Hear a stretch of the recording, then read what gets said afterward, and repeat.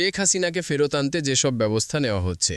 আইন উপদেষ্টা অধ্যাপক আসিফ নজরুল বলেছেন, জুলাই গণঅভ্যুত্থানের সময় সংঘটিত মানবতাবিরোধী অপরাধের দায়ে মৃত্যুদণ্ডপ্রাপ্ত ক্ষমতাচ্যুত আওয়ামী লীগ সভাপতি শেখ হাসিনা এবং সাবেক স্বরাষ্ট্রমন্ত্রী আসাদুজ্জামান খানকে ফেরানোর জন্য ভারতকে চিঠি দেওয়া হচ্ছে। একই সঙ্গে সাজাপ্রাপ্ত এই ব্যক্তিদের দেশে ফেরানোর জন্য আন্তর্জাতিক অপরাধ আদালতে কোনো রকম অ্যাপ্রোচ করা যায় কিনা সেটা বিচার বিবেচনা করার জন্য অচিরেই সিদ্ধান্ত নেওয়া হবে।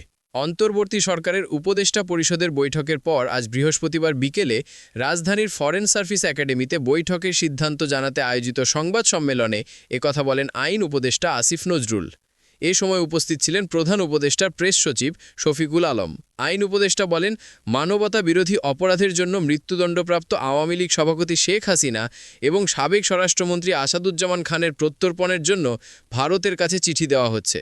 যেহেতু তারা এখন সাজাপ্রাপ্ত, কাজেই সরকার মনে করে ভারতের এখন বাড়তি দায়িত্ব রয়েছে তাদের ফেরত দেওয়ার জন্য।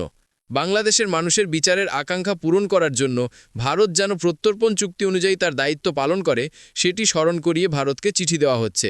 একই সঙ্গে এই সাজাপ্রাপ্ত ব্যক্তিদের দেশে ফেরানোর জন্য আন্তর্জাতিক অপরাধ আদালতে কোনো রকম অ্যাপ্রোচ করতে পারেন কিনা সেটা বিচার বিবেচনা করার জন্য অচিরেই সিদ্ধান্ত নেওয়া হবে।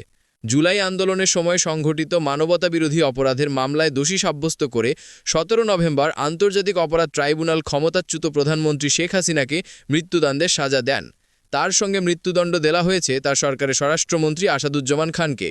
আর ৫ বছরের কারাদণ্ডাদেশ হয়েছে অন্য আসামি সাবেক পুলিশ প্রধান চৌধুরী আবদুল্লাহ আল মামুনের।